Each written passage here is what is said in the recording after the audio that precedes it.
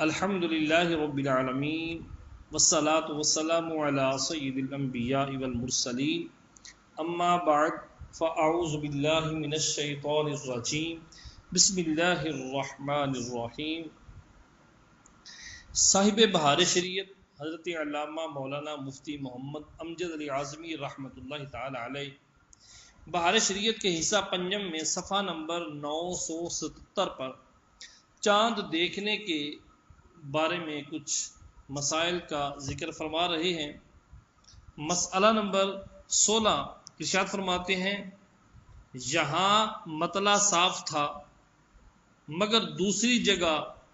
نا صاف تھا، یعنی صاف نہیں تھا، وہاں قاضی کے سامنے شہادت گزری۔ قاضی یعنی فیصلے کرنے والا،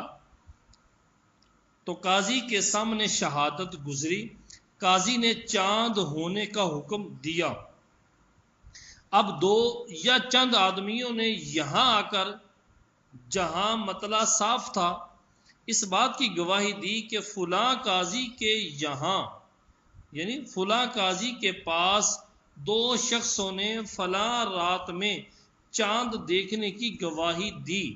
اور اس قاضی نے ہمارے سامنے حکم دے دیا اور دعوے کے شرائط بھی پائے جاتے ہیں۔ یعنی جو دعویٰ ہے کہ چاند دیکھنے کے کتنے معاملات ہیں، داعی کتنے ہیں، جو گواہیاں دینے والے ہیں، تو سارے دعوے کے شرائط پائے جاتے ہیں، تو یہاں کا قاضی بھی ان شہادتوں کی بنا پر حکم دے گا۔ مسئلہ نمبر 17، اگر کچھ لوگ آ کر یہ کہیں کہ فلاں جگہ چاند ہوا، بلکہ اگر شہادت بھی دیں کہ فلاں جگہ چاند ہوا، بلکہ اگر یہ شہادت دیں کہ فلاں نے دیکھا، بلکہ اگر یہ شہادت دیں کہ فلاں جگہ کے قاضی نے روزہ یا افطار کے لیے لوگوں سے کہا، روزے کے لیے کہا یا افطار یعنی نہ رکھنے کے لیے کہا، یہ سب طریقے کافی نہیں ہیں۔ مسئلہ نمبر 18، کسی شہر میں چاند ہوا اور وہاں سے متعدد جماعتیں، کافی ساری جماعتیں کثیرہ جماعتیں دوسرے شہر میں آئیں اور سب نے اس کی خبر دی کہ وہاں فلاں دن چاند ہوا ہے، اور تمام شہر میں یہ بات مشہور ہے، اور وہاں کے لوگوں نے روایت کی بنا پر فلاں دن سے روزے شروع کیے، تو یہاں والوں کے لیے بھی ثبوت ہو گیا، یہاں والوں کے لیے بھی یہ بات ثابت ہوگی کہ یہ لوگ بھی روزے رکھ سکتے ہیں، چاند کا نظر آنا ٹھیک ہے۔ مسئلہ نمبر 19، رمضان کی چاند رات کو ابر تھا، ایک شخص نے شہادت دی اور اس کی بنا پر روزے کا حکم دے دیا گیا۔ اب عید کا چاند اگر بوجہ ابر کے نہیں دیکھا، بوجہ بادل کے نہیں دیکھا گیا، تو 30 روزے پورے کر کے عید کر لیں، اور اگر مطلع صاف ہے، ابر نہیں ہے، بادل نہیں بنے، مطلع صاف ہے، تو عید نہ کریں مگر جب کہ دو عادلوں کی گواہی سے رمضان ثابت ہوا ہو۔ مسئلہ نمبر 20، مطلع نا صاف ہے یعنی صاف نہیں ہے، تو علاوہ رمضان کے علاوہ شوال و ذی الحج بلکہ تمام مہینوں کے لیے 2 مرد یا 1 مرد اور 2 عورتوں کی گواہی قبول ہے، وہ گواہی دیں، اور سب عادل ہوں، عادل اور آزاد ہوں، اور ان میں سے کسی پر تہمت زنا کی حد نہ قائم کی گئی ہو۔ تہمت زنا کی حد یعنی کوئی ایسا بندہ ان میں نہ شامل ہو کہ جس نے کسی پر زنا کی تہمت لگائی تھی اور یہ تہمت ثابت نہیں کر سکا، تو اس وجہ سے اس بندے پر حد قائم ہوئی ہو تو ان گواہی دینے والوں میں سے ایسا بندہ شامل نہ ہو جس پر تہمت زنا کی حد لگ چکی ہو، اگرچہ توبہ کر چکا ہو، اور یہ بھی شرط ہے کہ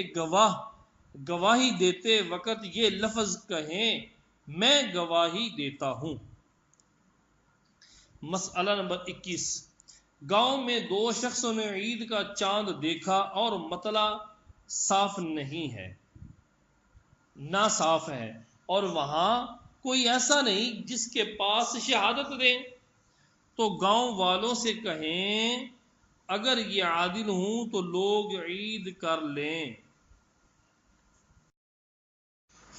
مسئلہ نمبر 22، تنہا امام یا قاضی نے عید کا چاند دیکھا، اکیلے امام نے یا قاضی نے عید کا چاند دیکھا تو انہیں عید کرنا یا عید کا حکم دینا جائز نہیں۔ مسئلہ نمبر 23، 29ویں رمضان کو کچھ لوگوں نے یہ شہادت دی کہ ہم نے لوگوں سے ایک دن پہلے چاند دیکھا تھا، جس کے حساب سے آج 30 ہے، تو اگر یہ لوگ یہیں تھے تو اب ان کی گواہی مقبول نہیں کہ وقت پر گواہی کیوں نہیں دی، اور اگر یہاں نہ تھے اور عادل ہوں تو قبول کر لی جائے۔ مسئلہ نمبر 24، رمضان کا چاند دکھائی نہ دیا، شعبان کے 30 دن پورے کر کے روزے شروع کر دیے، 28 ہی روزے رکھے تھے کہ عید کا چاند ہو گیا، تو اگر شعبان کا چاند دیکھ کر 30 دن کا مہینہ قرار دیا تھا تو ایک روزہ رکھیں، اور اگر شعبان کا بھی چاند دکھائی نہ دیا تھا بلکہ رجب کی 30 تاریخیں پوری کر کے شعبان کا مہینہ شروع کیا تو 2 روزے قضا کے رکھیں۔ نمبر 25، دن میں حلال دکھائی دیا، حلال یعنی چاند، دن میں حلال دکھائی دیا زوال سے پہلے یا بعد، بہرحال وہ آئندہ رات کا قرار دیا جائے گا، یہ کہا جائے گا کہ آنے والی رات کا وہ چاند ہے، یعنی اب جو رات آئے گی اس سے مہینہ شروع ہوگا۔ تو اگر 30ویں رمضان کے دن میں دیکھا تو یہ دن رمضان ہی کا ہے، شوال کا نہیں، اور روزہ پورا کرنا فرض ہے، اور اگر شعبان کی 30ویں تاریخ کے دن میں دیکھا تو یہ دن شعبان کا ہے، رمضان کا نہیں، لہذا آج کا روزہ فرض نہیں۔ مسئلہ نمبر 26، ایک جگہ چاند ہوا تو وہ صرف وہیں کے لیے نہیں بلکہ تمام جہان کے لیے ہے، مگر دوسری جگہ کے لیے اس کا حکم اس وقت ہے کہ ان کے نزدیک اس دن تاریخ میں چاند ہونا شرعی ثبوت سے ثابت ہو جائے، شرعی گواہیوں سے ثابت ہو جائے۔ اب شرعی گواہیوں سے ثابت ہو جائے کس طرح؟ نیچے حاشیے کے اندر اگر دیکھا جائے 3 نمبر حاشیہ کہ شرعی ثبوت سے کیا مراد ہے، مجدد اعظم اعلی حضرت امام احمد رضا خان علیہ رحمۃ الرحمن فرماتے ہیں رؤیت ہلال کے ثبوت کے لیے، یعنی چاند کو دیکھنے کے ثبوت کے لیے شرع میں 7 طریقے ہیں، 7 طریقے ایسے ہیں جن سے ثبوت مل جاتا ہے کہ چاند دکھائی دیا ہے یا نہیں، اگر دیا ہے تو اس کی گواہی کس کس نے دیکھا ہے، ان کی گواہی کیسے کیسے قبول ہوگی۔ یہ 7 ایسے طریقے ہیں جن سے رؤیت حلال کا ثبوت ملتا ہے۔ اگر آپ چاہیں تو یہ مطالعہ کر سکتے ہیں ان 7 شرائط کا، جو 7 طریقے لکھے گئے ہیں۔ ان میں پہلا طریقہ کیا ہے؟ خود شہادت رویت، یعنی چاند دیکھنے والوں کی گواہی ہے ایک۔ نمبر دو، شہادت علی شہادت، یعنی گواہیوں نے، یعنی دوسرے کسی اسلامی شہر میں، بلکہ نہیں، دوسرا طریقہ کون سا ہے؟ شہادت علی شہادت، یعنی گواہوں نے چاند خود نہ دیکھا بلکہ دیکھنے والوں نے ان کے سامنے گواہی دی اور اپنی گواہی پر انہیں گواہ کیا، تو انہوں نے اس گواہی کی گواہی دی۔ یہ وہاں ہے کہ گواہان اصل حاضری سے معذور ہیں، یعنی شہادت علی شہادت وہاں پر قبول کی جائے گی کہ جو اصلی گواہ ہیں وہ حاضر ہونے سے معذور ہیں۔ نمبر تین، شہادت علی القضاء، یعنی دوسرے کسی اسلامی شہر میں حاکم اسلام کے یہاں، حاکم اسلام کے پاس رویت ہلال پر شہادتیں گزری، چاند دیکھنے پر لوگوں نے شہادتیں دیں اور اس نے، یعنی اس قاضی نے، حاکم اسلام نے ثبوت ہلال کا حکم دیا کہ چاند نظر آ گیا ہے، اور دو عادل گواہوں نے جو اس گواہی کے وقت موجود تھے انہوں نے دوسرے مقام پر اس قاضی اسلام کے روبرو گواہی دیں اور قاضی کے حکم پر گواہی دی۔ نمبر چار، کتاب القاضی الی القاضی، یعنی قاضی شرع جسے سلطان اسلام نے مقدمات کا اسلامی فیصلہ کرنے کے لیے مقرر کیا، یعنی سلطان نے جسے اسلامی احکامات کے بارے میں مقرر کرنے کے بارے میں جس نے قاضی مقرر کیا، وہ دوسرے شہر کے قاضی کو گواہیاں گزرنے کے شرعی طریقے پر اطلاع دے دے، تب بھی ٹھیک ہے۔ نمبر پانچ، استفادہ،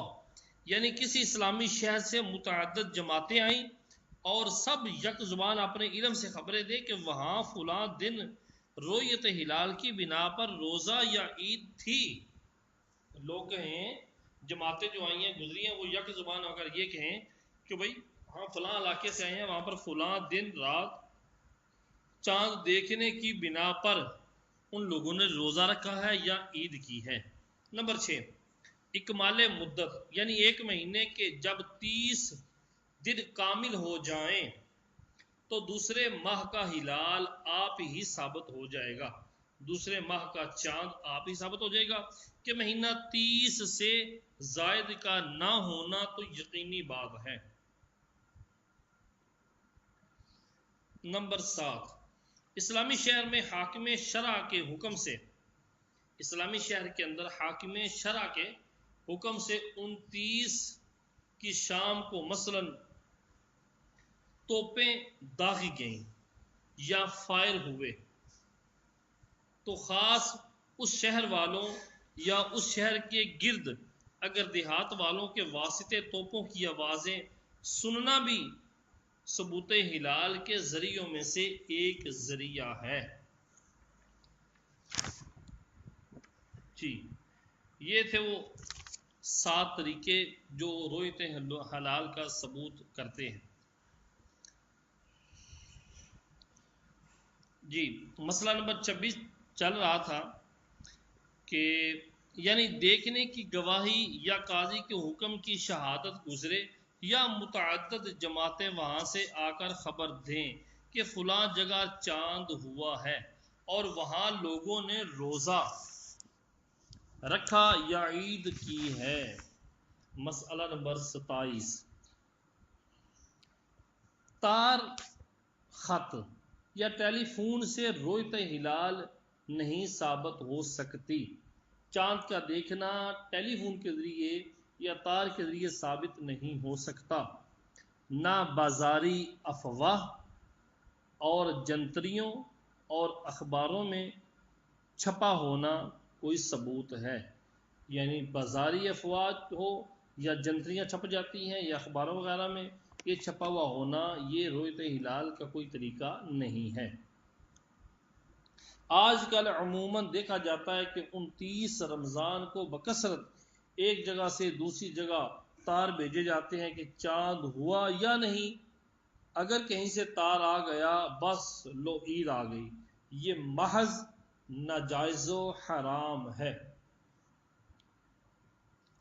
تار کیا چیز ہے؟ اولاً تو یہی معلوم نہیں کہ جس کا نام لکھا ہے واقعی اسی کا بھیجا ہوا ہے خط، اور فرض کرو اسی کا ہو تو تمہارے پاس کیا ثبوت؟ اور یہ بھی صحیح تو تار میں اکثر غلطیاں ہوتی ہی رہتی ہیں، ہاں کا نہیں، نہیں کا ہاں، معمولی بات ہے،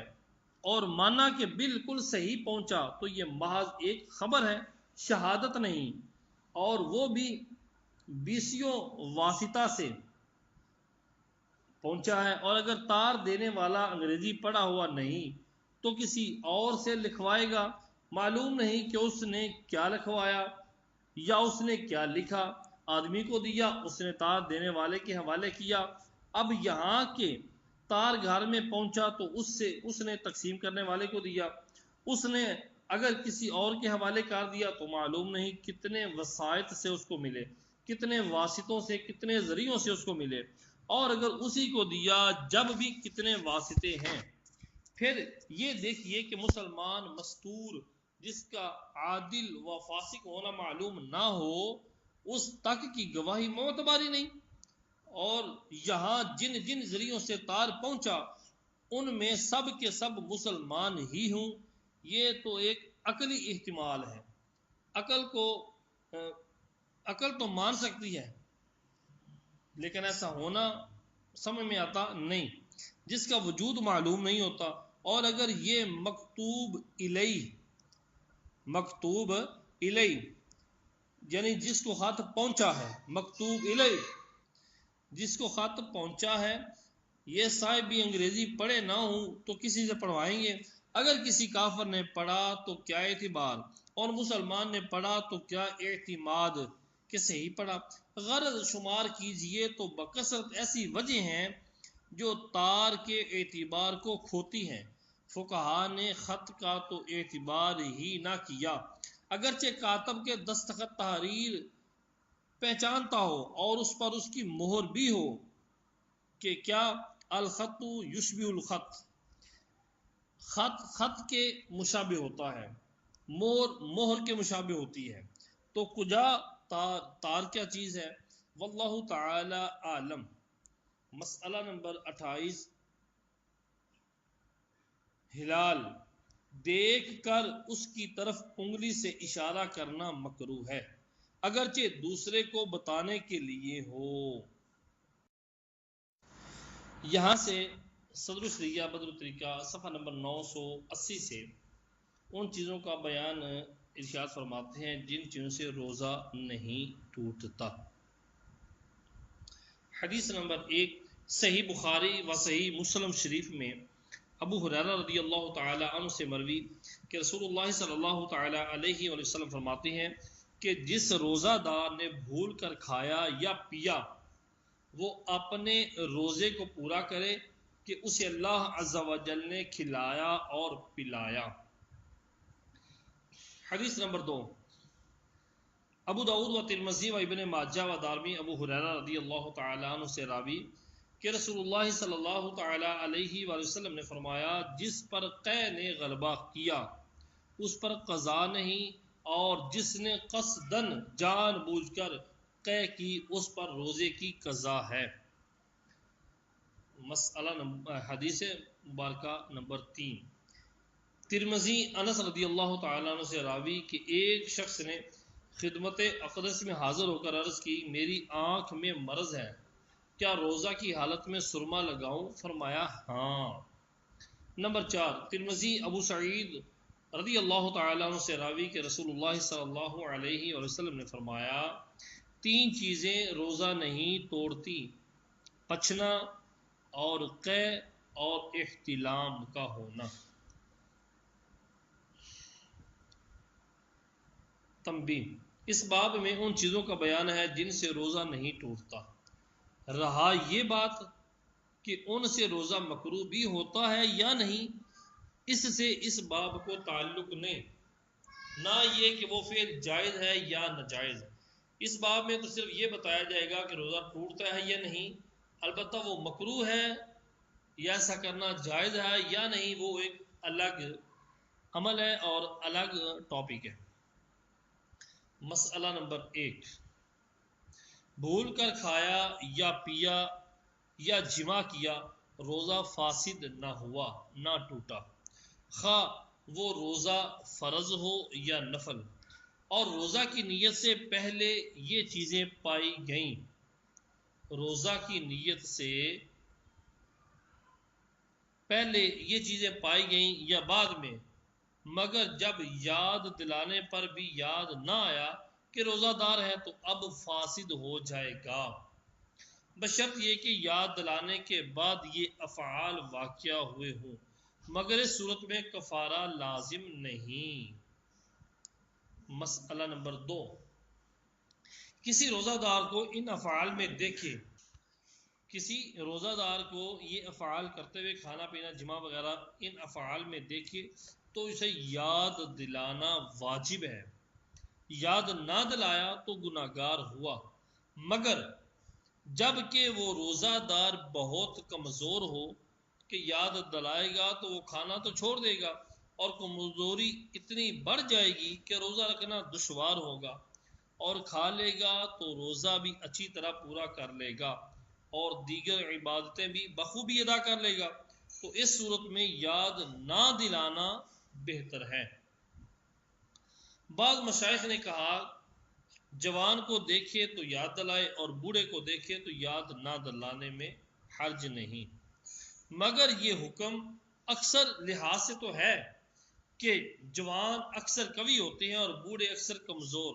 اور اصل حکم یہ ہے کہ جوانی اور بڑھاپے کو کوئی دخل نہیں ہے اس بارے میں، بلکہ قوت و ضعف، قوت اور کمزوری کا لحاظ ہے،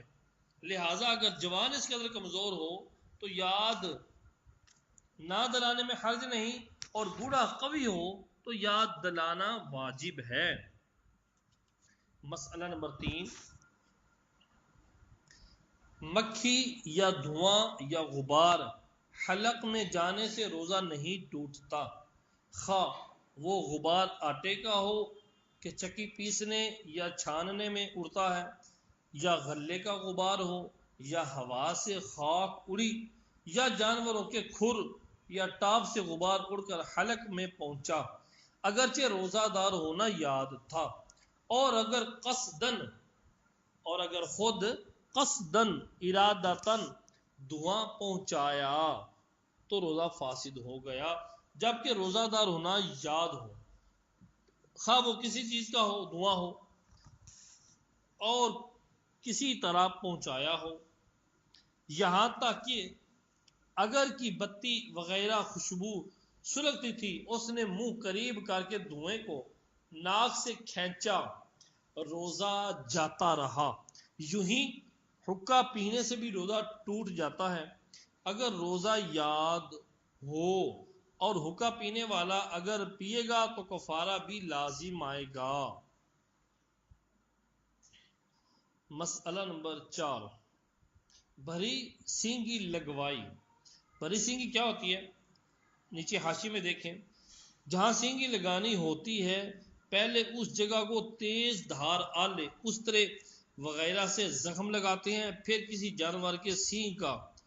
چوڑا حصہ زخم پر رکھ کر اس کا باریک حصہ اپنے منہ میں لے کر زور سے چوستے ہیں، پھر اس سوراخ کو آٹے وغیرہ سے بند کر دیتے ہیں، پھر جب اکھیڑتے ہیں تو فاسد خون نکل جاتا ہے، یہ ہوتا ہے سینگی لگوانا۔ یا تیل یا سرما لگایا تو روزہ نہ گیا۔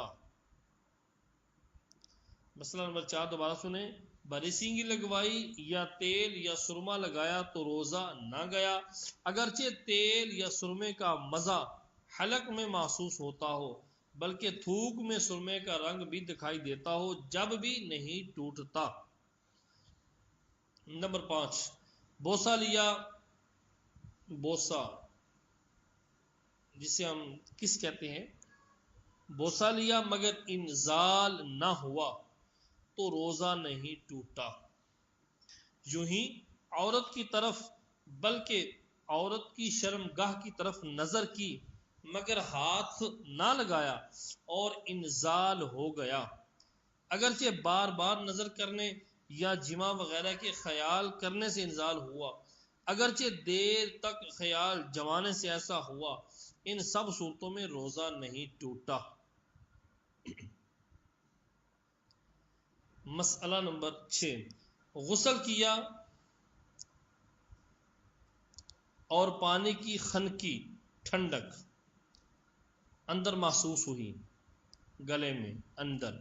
یا کلی کی اور پانی بالکل پھینک دیا، صرف کچھ تری منہ میں باقی رہ گئی، تھوک کے ساتھ اسے نگل گیا،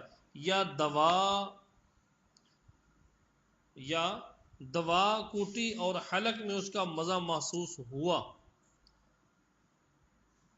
دوا کوٹی اور اس کا مزہ حلق میں محسوس ہوا، یا ہڑ چوسی اور تھوک نگل گیا، یہ ایک دوا ہے، ہڑ چوسی اور تھوک نگل گیا مگر تھوک کے ساتھ ہڑ کا کوئی جز حلق میں نہ پہنچا، یا کان میں پانی چلا گیا، یا تنکے سے کان کھجایا اور اس کا کان کا میل لگ گیا،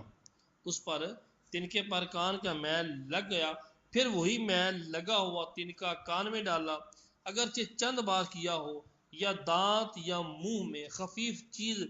بے معلوم سی رہ گئی، تھوڑی سی رہ گئی کہ لعاب کے ساتھ خود ہی اتر جائے گی اور وہ اتر گئی، یا دانتوں سے خون نکل کر حلق تک پہنچا مگر حلق سے نیچے نہ اترا، تو ان سب صورتوں میں روزہ نہ ٹوٹا۔ مسئلہ نمبر 7، روزہ دار کے پیٹ میں کسی نے نیزہ یا تیر بھونک دیا، اگرچہ اس کی بھال یا پیکان، نیزے کی نوک پیٹ کے اندر رہ گئی، یا اس کے پیٹ میں جھلی تک زخم تھا، کسی نے کنکری ماری کہ اندر چلی گئی تو روزہ نہیں ٹوٹا، اور اگر خود اس نے یہ سب کیا اور بھال یا پیکار یا کنکری اندر رہ گئی تو روزہ جاتا رہا۔ مسئلہ نمبر 8، بات کرنے میں تھوک سے ہونٹ تر ہو گئے اور اسے پی گیا، یا منہ سے رال ٹپکی مگر تار ٹوٹا نہ تھا، رال ٹپک رہی ہے اور وہ جو رال کی جو تار ہے وہ ٹوٹی نہیں، کہ اسے پھر چڑھا کر پی گیا، یا ناک میں رینٹ آ گئی بلکہ ناک سے باہر ہو گئی مگر منقطع نہ ہوئی تھی کہ اسے پھر چڑھا کر نکل گیا، یا کھنکھار منہ میں آیا اور کھا گیا، اگرچہ کتنا ہی ہو روزہ نہ جائے گا، مگر ان باتوں سے احتیاط چاہیے۔ مسئلہ نمبر 9، مکھی حلق میں چلی گئی، روزہ نہ گیا، اور قصدن نگلی، جان بوجھ کر نگل گیا تو جاتا رہا۔ مسئلہ نمبر 10،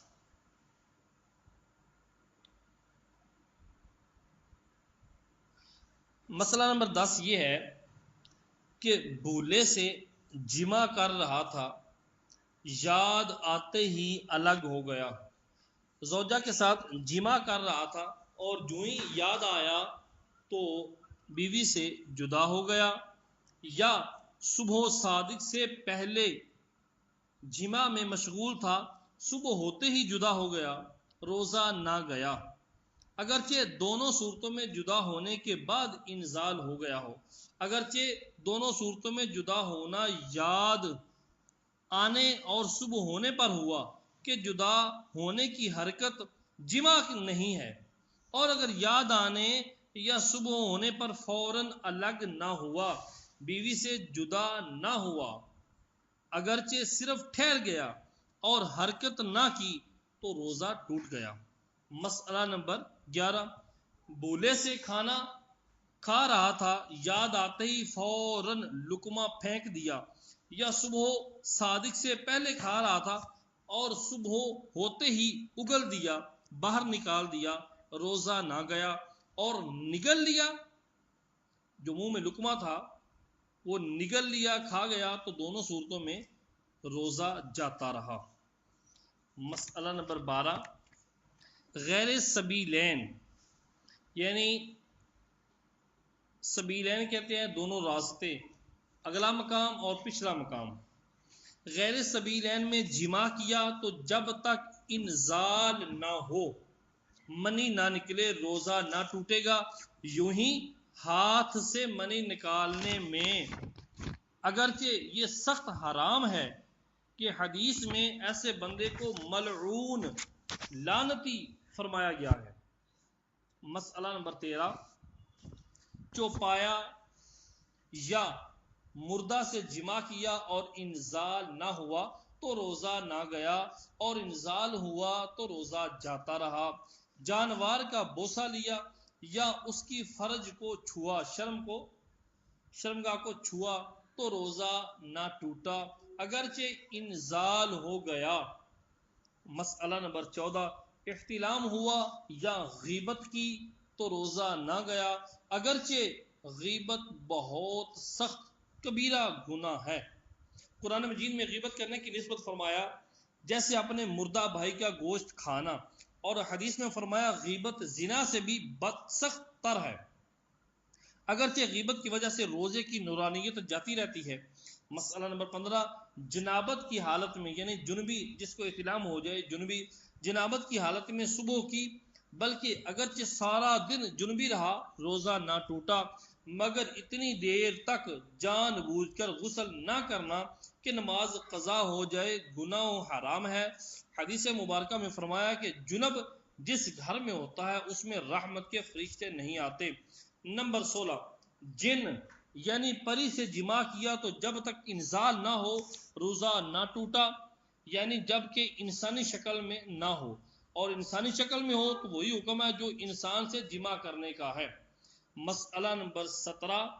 تل یا تل کے برابر کوئی چیز چبائی اور تھوک کے ساتھ حلق سے اتر گئی تو روزہ نہ گیا مگر جب کہ اس کا مزہ حلق میں محسوس ہوتا ہو تو روزہ توڑ جاتا ہے۔ صلو علی الحبیب صلی اللہ تعالی علی محمد صلی اللہ علی محمد صلی اللہ علیہ وسلم۔